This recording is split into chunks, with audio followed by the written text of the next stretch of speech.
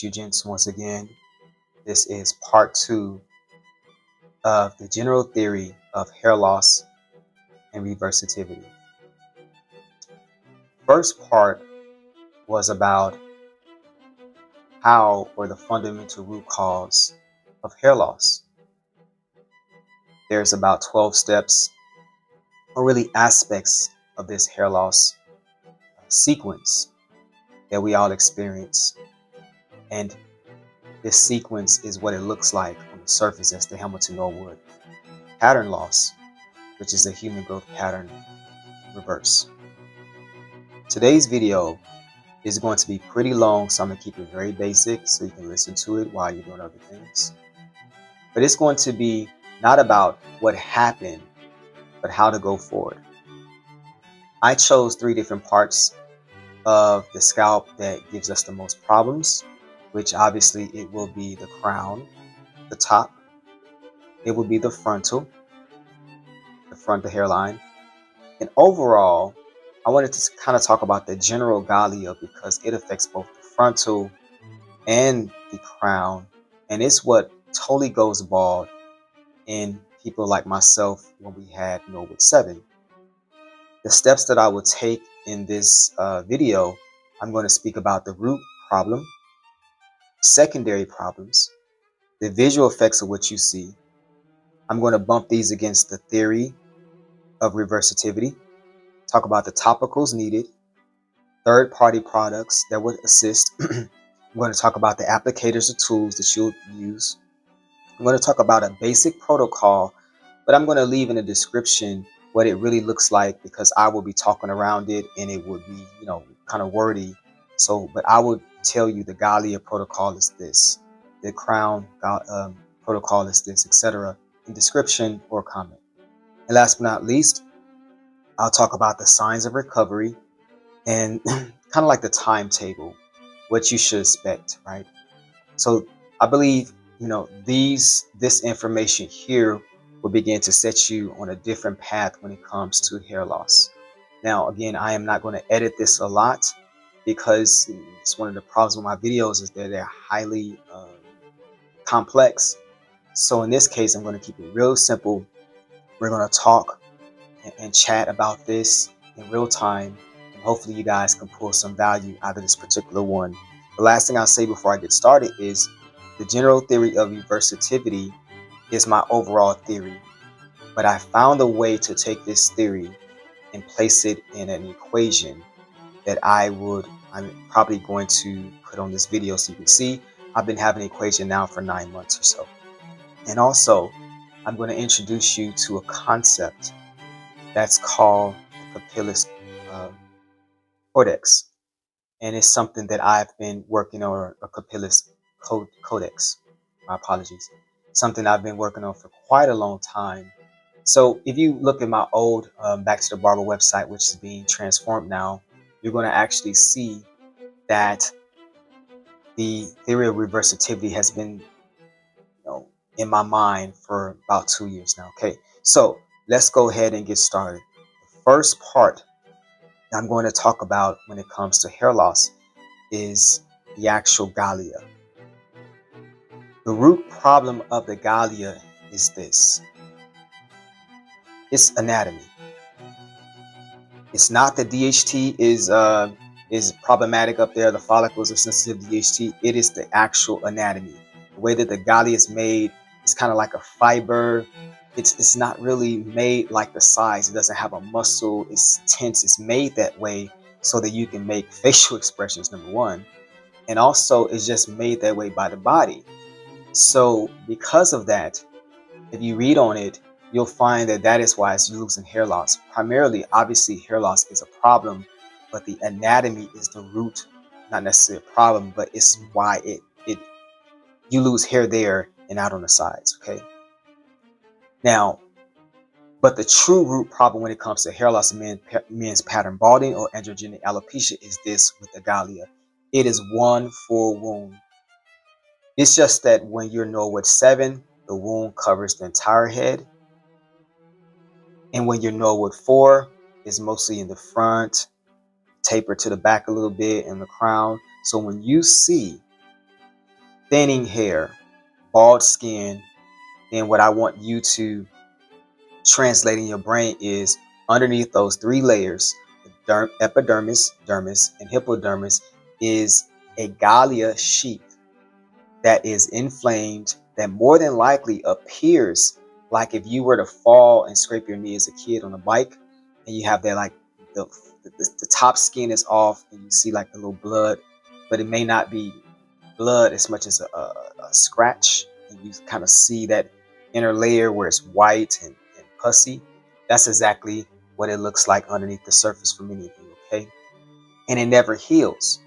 So the root problem is that it is a wound. And why don't I feel this wound? Why am I not in a hospital? And this is because the body quarantines it and kind of gets used to that constant state of inflammation and chronic inflammation and acute inflammation, but it quarantines it so it doesn't get any worse for the body in general, okay? So the visual effects that you will see of a Galea problem is you're going to see that it has two extra liquids inside of it. Well, the plaque would be sebum. And you're going to know this when you start applying the protocols and regimens. But when you think of plaque, you want to think of three different forms. You want to think of the form as an oil. This is why men, although they can have like a head full of hair, right? Maybe they're no wood 3, right? But the temples are going back a little bit. Their forehead is back and it's greasy around the outline. That is not product. That is coming from the inside. And that is the plaque or cholesterol that is able to be expelled from the body. That is a good thing, actually. But visually, it tells you when you do see that this oil is coming to the surface, this is what you should think, man.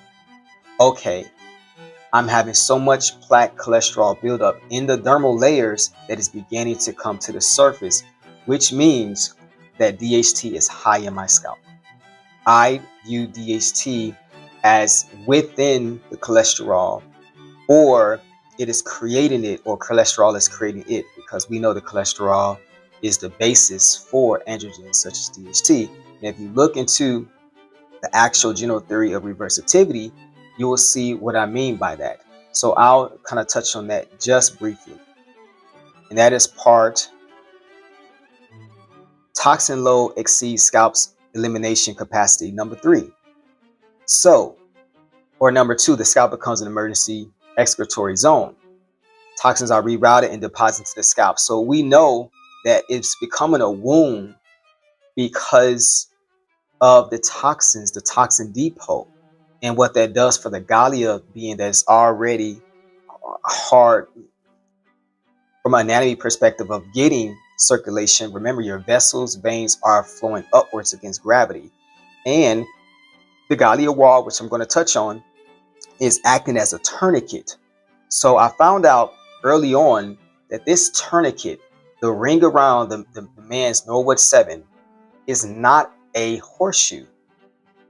It's not a horseshoe. It's a belt. And that belt wraps around the forehead and it wraps around the occiput muscle. And this is when you see a totally Norwood 7 guy, nothing on the top, on the sides. I don't want you to look at it as a horseshoe, because in the front is also that tourniquet. Now, this gives you another understanding of why men go bald in the front. They go bald in the front because literally the Galea is a belt around it. It's a 360-degree oval or circle around the scalp. So it's doing what the back is doing. That's just hands down what's occurring. It's not a horseshoe. It's a closed circuit. Okay? This is why your frontal goes first. So if you can fix your frontal, then guess what? You can fix the back. My back is growing more hair than the frontal, but I know because I can fix the back, I can fix the frontal, which I'm doing currently. So this Galea wall surrounds the Galea. It's a very hard line between hair and not having hair when it's very severe. That acts as a tourniquet, squeezing as plaque and cholesterol fills it up. And what happens is this: it squeezes and the top goes bald. It's getting no resources, nothing. Okay, those are the visual effects of seeing how the Galea is struggling. Now, when you add in tension, because the occiput muscle locks in the back, the frontal muscle locks in the front, and plus the wound of the Galea, plus the tourniquet is why we go bald at the top. Remember, it's a wound. Okay, so when you compare that to the general theory of reversativity, it works out perfectly. It makes sense why we say tension. It makes sense why we say DHT. It makes sense why you see the hematonoid pattern and nothing comes off the sides. And you will see why I always say focus on the Galea ring, the wall, because it's what's locking the top. And I've proven myself correct in that theory. So the topicals that are needed, here's what you're probably not going to like. Any topical, let's just say we're going to use our human ingenuity and lab-based solutions. We're going to start with minoxidil. It works. I like minoxidil. I don't use it because I wanted this, again, to start as a personal test for me, as a personal project for me. And because I was like an armchair herbalist before, and still am. And I wanted to focus on that. And I thought that nature had the best lab, which I still do believe that. But there's nothing wrong with it at all, okay? But I wanted to reverse engineer why it worked. And it looks like it's vasodilation. In other words, better blood flow. It's like a booster shot. It's like a booster in your engine, your car engine, right? And it also keeps the vessels loose so they won't get hardened. And it's the opposite of what cholesterol and plaque does. It totally makes sense why it works. Totally makes sense, okay? And it totally makes sense why it started out as kind of like a heart medicine, right? We get it. Totally understand. Now, the topicals needed. I want you to understand what's really occurring. The Galea is a wound. So wouldn't it make sense to fix the wound prior to trying to grow hair? Because you're not going to be able to grow hair on the wound. I'm not saying it in theory. I'm telling you right now, where the derma stamp stings when I put it in my scalp, I can tell that area still has a little bit of wound underneath it. At 1.5 to 2 is when you can tell. And guess what? The hair will not grow there efficiently. It'll stay in villus, and it's slowly going to terminate with a few here and there. But the sting lets me know there's a wound, and every time you see balding, understand it's a wound. So the minoxidil, that's why they say it doesn't work on bald skin. It's just facts. It is what it is. Read the theory. The theory works. And so how do you rectify this is what you're asking me. And this is not about just what happened, but how do you fix this? Okay, we have to fix the wound. So here's what my suggestions are. As I stated before, treat your scalp. I don't care if you're Norwood 7. Treat your scalp as if you have dermatitis or a bad scalp rash. And I want you to view it as having some sort of immune response rash. Like you see other alopecias, when you see people with the patches, when you see people with like the pus and all these, this is like scarring alopecia. Thankfully, male pattern balding is not it is not scarring alopecia at all. That's our saving grace. That is our saving grace. It's not, but it's a deeper coma telogen stage that we have to get through. Okay, so with the particular Galea, here's how you're going to make it start speaking back to you. I need you to derma roll and derma stamp the hell out of your bald. Now we're talking about the Galea with Norwood 7, but if you're Norwood 5 or Norwood 3, same thing. Instead of just focusing on the frontal because maybe that's thinning and maybe your other hair is fine, at least you think it is. Here's what I need you to do. I need you to derma roll your entire head. You say, why? Because your frontal is having the visual issue, but remember the frontal is connected to the back and the sides.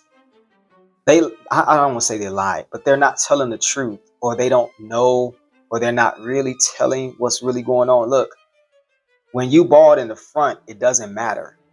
When you bald in the crown, it doesn't matter. It's not like what you think it is, where people are saying, look, I need help in the crown because that's what's balding. That's not true. What happens is you're going to see the side effects and symptoms, the balding in the areas that are weakest first. But actually what's occurring is where you see your full hair, where you don't even see balding at all, you just see a little thinning in the front, a little thinning in the crown, you're thinking, well, I have a problem with the crown. No, you have a problem everywhere. Other areas just are stronger, so it's not showing the visual effects of it. That's all it is. But actually every part of the scalp is suffering with the same problem. That's what they don't tell you. Okay, so when you see hair loss in the crown or the frontal in general, what you're really seeing is the first signs that the Galea is having issues, pretty much. And they're just kind of giving you the warning signs that if you don't fix the problem, everything is going to go. It's like a war where the weakest individuals fall first, and then the strongest ones fall after that. Okay, now, so we want to focus on topicals. So here's what I would do. I want you to get the anti-inflammatory topicals, and I want you to use those after you do a derma roller or a derma stamp. Most of you all are going derma roller or derma stamp, and then you're doing something like a growth stimulant, such as minoxidil, and in my case being natty, rosemary, pine needle, things of that nature.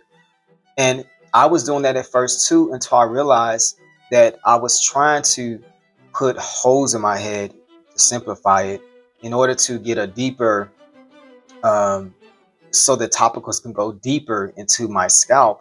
And that is true. We'll keep that. But what you're trying to do is fix the wound. When you fix the wound, you're going to automatically begin to have hair growth to start the regrowth threshold process or regrowth process. Okay, so we are going to treat it that way. So now when you look at your derma roller, derma stamp, I need you to look at it as a tool to micro wound. Now, here's the irony. You're using a micro wounding tool on something that's already wounded. Why are you doing that? Because the body is used to the wound, so it's ignoring it. That's why. It's ignoring the Galea being swollen, is ignoring the pus, the what we call interstitial fluid, is ignoring the plaque because it's been that way so long. Kind of like if you are supposed to be 180 pounds and now you're 320 pounds, the body begins to stop giving you warning signs eventually. But things such as, knees may have problems, breathing may become problematic. But in general, it gets used to that. It's just the body begins to break down because although the body is not sending a signal telling you, hey, it's time for you to lose weight, the muscles, tendons, bones are going to still get the effects of it being there. That's the same exact thing with hair loss. The body starts sending you, like, you're not aching, your scalp isn't aching, you don't see these eruptions of acne, but that doesn't mean it's not occurring. It means that the body is used to it. But the plaque cholesterol buildup in the actual depot of the scalp tells you what's probably occurring in your greater body. And that's what I call the omens. So I don't believe hair loss at all is due to some sort of genetic makeup. Maybe it's sort of similar to an allergy that the men in your family on the maternal line mostly have, but it's actually telling you that you cannot and are not getting rid of the toxins in your body, and it's causing systematic inflammation, and it's being placed in your depot in the scalp, and it can't even get rid of it. So it's a wound. We need to fix it with wound medicines, over the counter. There's herbs and stuff to do that, but most of you all would have to create them. I have some things I've created, but you're going to need help with that, to be honest with you. And I could talk a whole 50 videos on that stuff. So I want to get to what you can do now. Treat it like a wound. So what that means is topical stuff for wounds while you're doing your derma roller and derma stamp. Okay, now I want to get a little more into the applicators and the tools and how you can use it to break the second head, right? To break the ball, and to get rid of the second head. Derma roller with anything that's stopping the scalp from making extra layers. So in other words, some sort of scalp peel will be sufficient, along with medicines that deal with anti-inflammatory as well. So add that to your protocol or regimen. While you're using minoxidil, is it going to work? Let me be frank. It's not.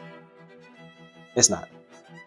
It's not that minoxidil doesn't work. It works. It can't get through the plaque, fibrosis, and cholesterol, and it's not going to grow on the wound. The body literally shuts down the follicles because they are in a state of infection, inflammation, irritation. So it's almost as if you're feeding a dead person.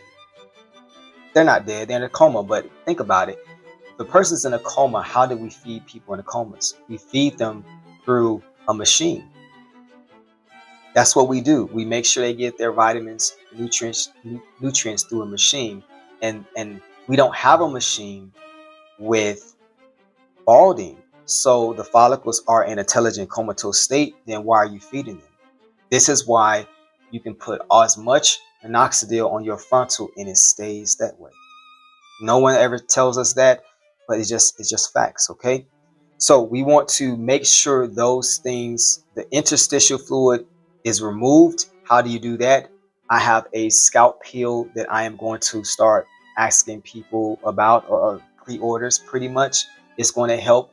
There's really nothing out there for it because they don't think this is what the cause is. But you're going to have to get the skin layers off, and you're going to have to treat it as if you have dermatitis, some sort of folliculitis type of issue, while you're derma stamping and derma rolling for the Galea. And let me see if there's anything else that stands out. That's pretty much it. So what would be a basic protocol for that? And again, we're dealing with the whole entire Galea at this moment, so it's going to sound different than if we want to focus on the crown or the frontal, okay? So let me get through this.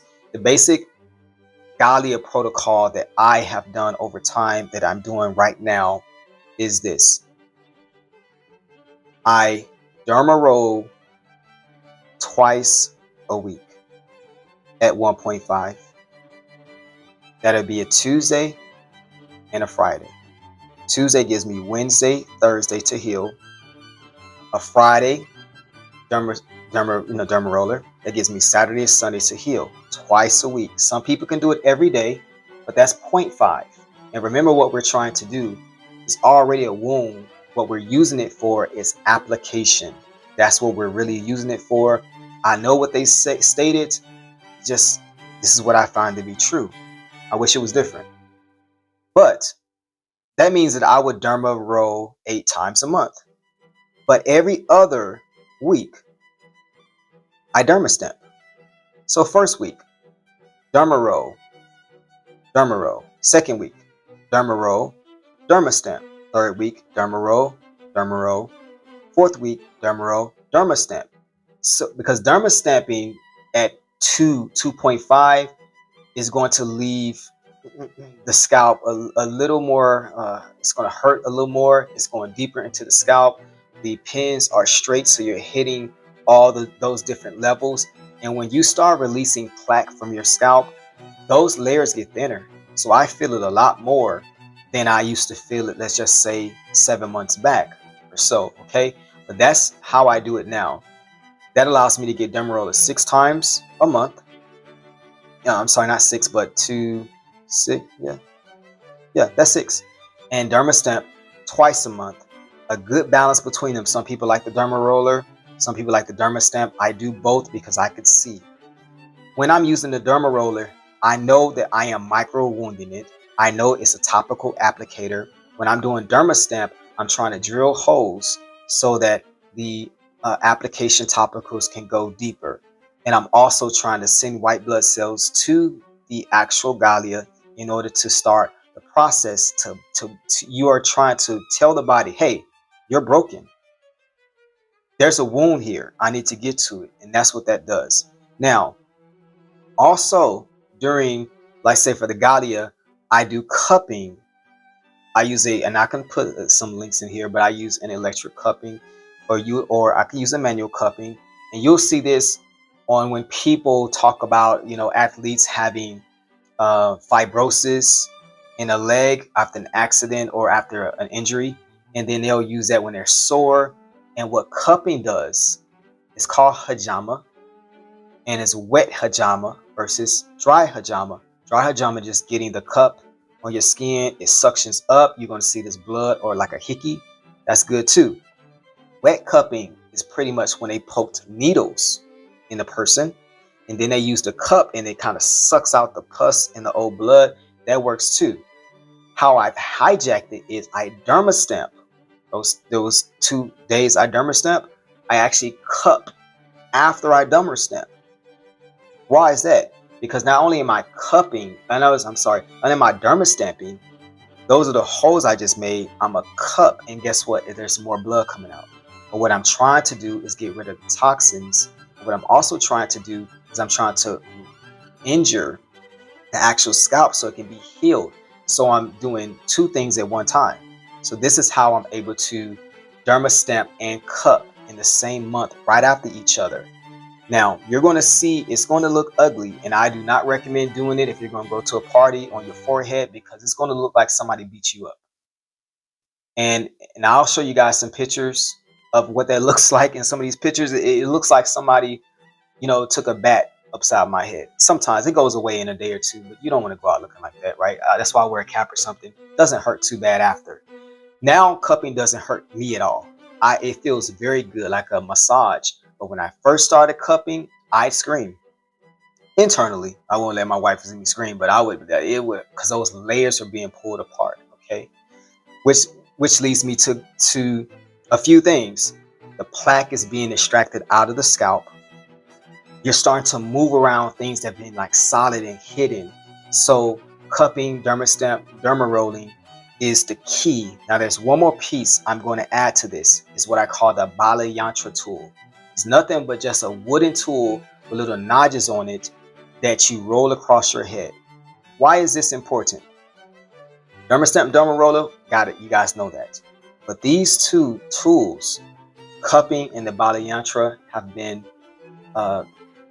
very important pieces of this for your Galea, because that crunching that you're going to hear when you derma roll, when you first start doing this, I don't have that crystallization anymore. It's just plaque, crystallized plaque. That's all it is, and cholesterol. I don't hear crunching anymore. But this Balantra tool really hits the first, second, and third layer, and it forces the dermal layers, and it forces the plaque to move around. It forces the wound to be moved around. It's what we do in massaging. That's why you feel good when you're getting a massage, but it also hurts a lot. That's what this Balantra, the wooden tool, does. And no one talks about it, but I tell you this, if I had to choose a derma roller or a derma stamp or a Balantra tool, I would choose the Balantra tool. Because see, although it is great to allow applicators tools in order to create these micropunctures in order for the hair to grow, you put the topicals in there. But what the Balantra tool is, it's hitting that wound layer. And it's breaking, and there's something about how the Galea wall constricts, and when you start like really kind of knocking that thing open, it's releasing everything up there, and it's breaking the hardened plaque that creates the second head. It's making it softer. So when you do derma stamp, derma roller, you're gonna get like dandruffs and get acne and bumps. It's just going to tell you what's been occurring there anyway. So going into the signs of recovery for this. The signs of recovery, and this will be the same thing for the crown and the frontal. You're going to start getting acne. Right now, on your frontal or your crown, or if you're totally bald, you don't have acne like that. It looks, and if you shave it off and shave it low, you look fine. You're going to look presentable. This whole thing that I'm doing, you're not going to look presentable. You're going to look like you have dermatitis. You're going to look like, I look like that all the time. I have to wear caps and stuff because when I do these topicals and these tools, and I turn around and I throw on the swimmer's cap after I do these things a lot of times, then it's like, or after the topical swimmer's cap, and next thing you know, I look crazy. My wife is used to it. My people around me are used to it, but it looks really bad. Then it goes away, and then you do it again, it comes back. But now my scalp is thinner than it's ever been, and I'm starting to not get the acne. I did the Violent Purge, which was another product I had developed over 2.5 years, and now nothing is coming out. I'm ecstatic about it, very ecstatic about it. So signs of recovery is you're going to get acne, you're going to get tenderness, And when you derma roll the next week, you're going to say, why don't this feel good? I'm not healing from last week. What that actually is the body now recognizes, wait, this is a wound, which kind of goes against number 15, called biological surrender. Why don't you feel a problem with your hairline moving backwards? Because the body stops fighting. When you do these in the correct manner, the immune system says, oh, wait, there is a wound here. And you begin to have acne, soreness, tension. But that will be the process that you need in order to restart the regrowth process. Okay. Now, time is going to be different for everybody because I've been Norwood 7 over a decade, right? So I'll be a hard gainer. But more than likely, many of you listening will grow hair within 3 to 6 months. I'm saying on your frontal was bald, and within 3 to 6 months, well, first of all, in 3 months, you're going to get villus hairs. Those villus hairs will turn based off of kind of your age and based off of how bad the fibrosis was. And if you get it out and if you're consistent, within 6 months, some of those will start turning terminal, and then you'll just start seeing changes. But once you see the villus hairs, I've been proven correct because they were never there to begin with. And once you see that terminal hair pop, you're going to know AKBS was correct. It does take time, but this was a body scalp issue. This was not a genetic issue. Okay, so time is going to be different, but you're going to be able to see the differences between 3 and 6 months. Now, if you want to talk about aesthetic and being undetectable, nah, that's going to take a minute. But again, it's going to take me longer because I had to create it. Whereas you guys going to be to jump right into it with the protocols and some of my new creations I created just particularly for these issues. I'm on probably product number 24 and 25 with some of them, but you're going to jump right to 25. Okay, much better. So I'm going to jump now from Galea to crown. I want to get the Galea out the way because it affects both the crown and the frontal. So what does this mean? The crown's major problem is it's located at the top where the scalp depot is, and it has the least amount of circulation. From an anatomy perspective, you look at the veins, arteries, they don't always touch all the way to the top, number one. Number two, the Galea ring is constricted, which means that the hair or space or location further away from the actual Galea ring around the circle or the 360 belt I talked about will have the least amount of circulation, least amount of oxygen, the most amount of plaque. That's why your crown goes. I'm going to say that again. The crown is going because it has the most amount of plaque cholesterol, the most amount of depot, the least amount of oxygen, nutrients, and vessels. That's why it goes first, okay? So how do you fix your crown? Remember, it's the entire Galea, but the crown is the weakest link. If you want to focus on it, I don't necessarily recommend it, but it will work if you do it, but it's better to focus on the whole entire Galea, and the crown will fill in itself.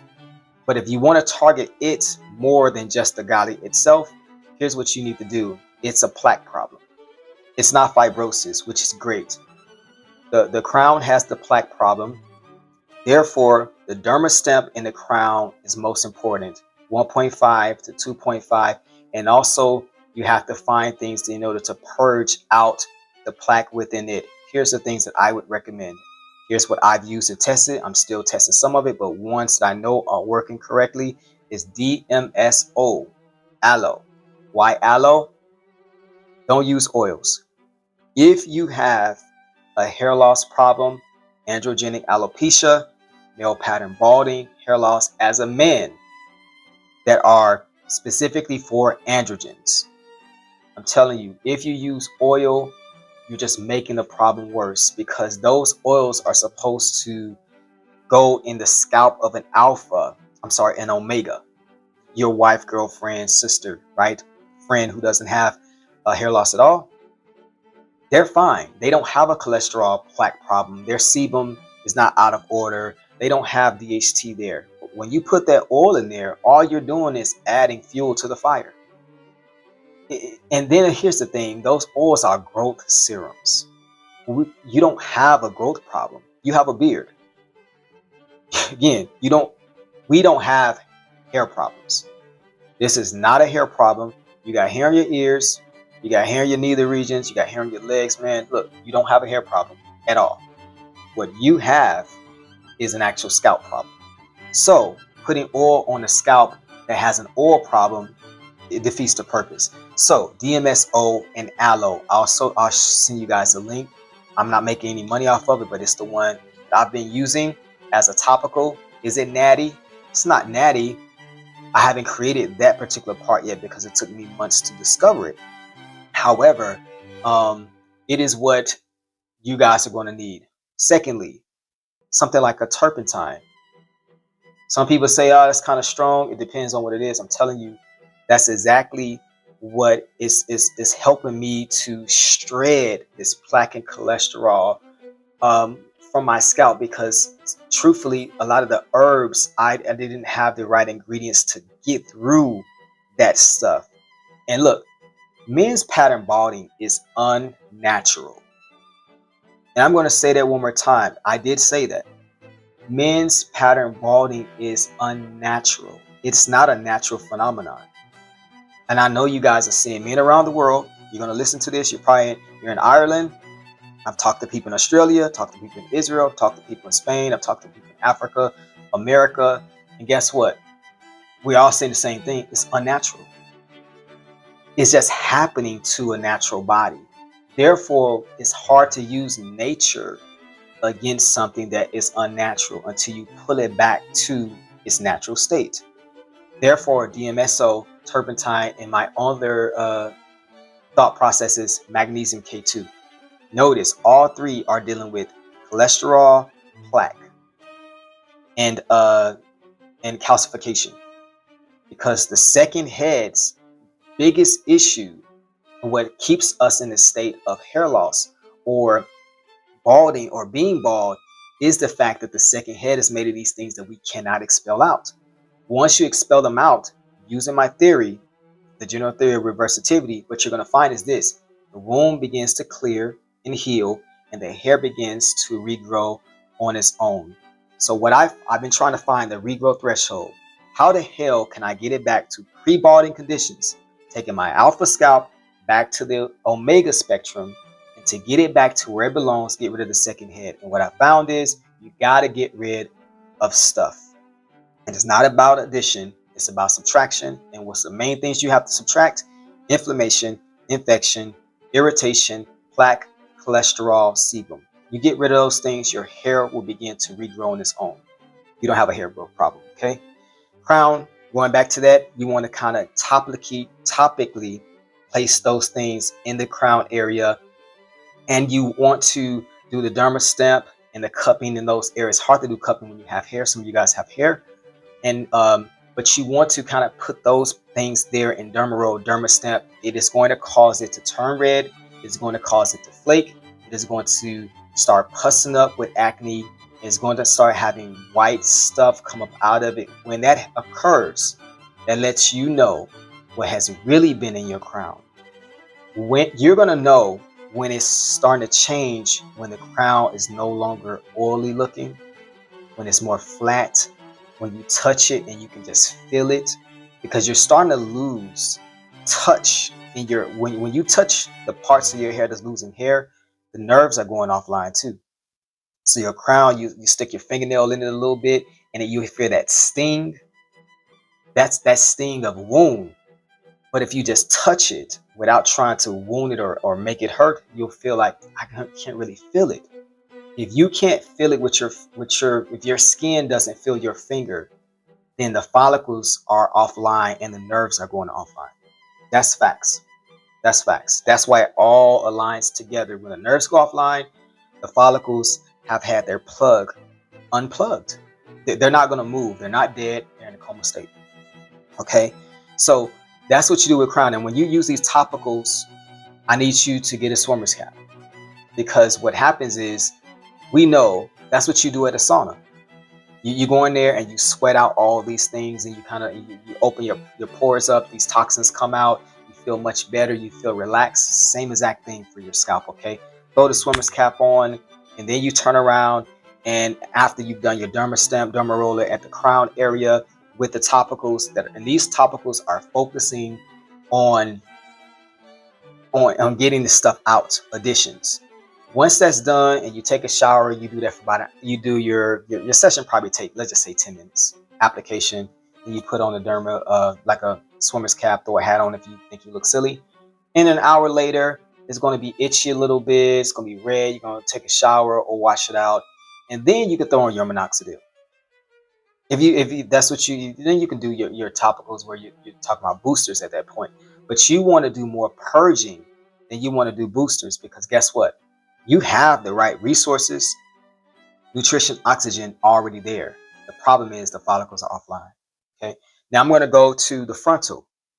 The frontal is a different beast. It's hardest. I'm having a little more trouble with the frontal than every other area.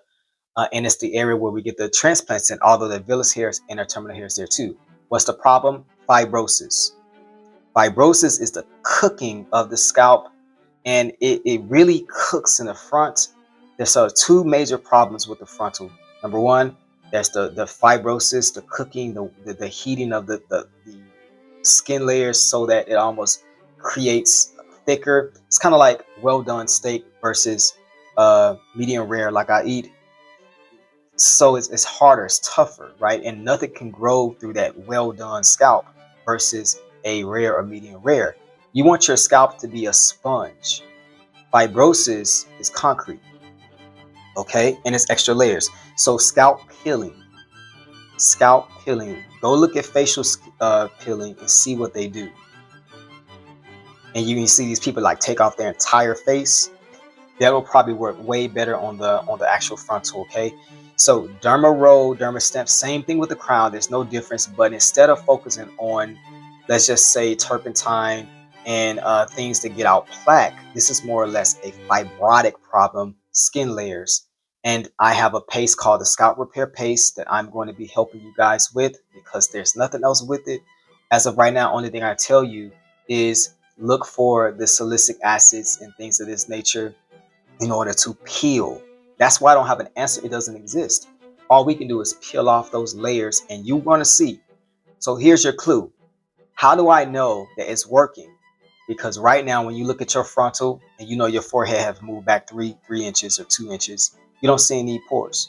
When you start doing scalp peeling, using salicylic acid there along with the derma roller, it's going to peel, turn red, and you're going to look in the mirror and see holes there. That tells you that there were extra layers there. Extra layers are kind of like putting a tarp over your grass. How long can that grass grow if it's a tarp over it? Matter of fact, that's what we do.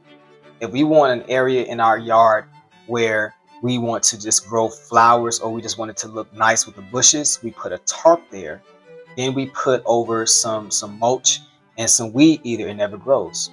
That's exactly what male pattern balding is. It's something that's overlaying on top of a growth, the real true dirt, and then we're putting poison on top of it. That's why it doesn't grow. We got to remove the tarp, extra skin layers. We have to stop the toxins that's causing inflammation, and it will grow maybe weeds, but remember, it's still growing, okay?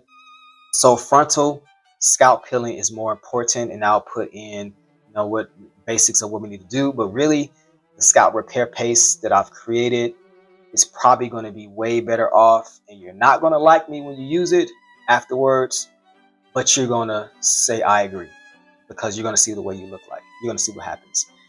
And so that's what the frontal, it is mainly due to tension as well too. So the occiput muscle and the frontal are tight, so that's why your forehead looks very tight, and your follicles are over covered with skin layers. So what you're trying to do is, again, scalp peeling there.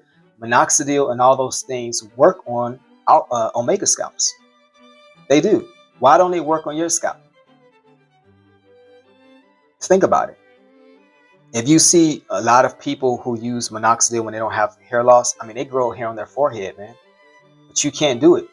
That's because the skin layers and fibrosis. And cupping is the other part I want to talk about when it comes to the front. So for right now, if I had to choose tubes, not Balantra from the front, although it works too, but it's kind of hard on you. You'll look Yeah, it's gonna look pretty bad. Cupping, derma roller, scalp peel, and then you do your growth hormones after the swimmer's cap, or before the swimmer's cap, etc. Okay, so slightly different. If I can simplify it, crown is about plaque fibrosis, second head.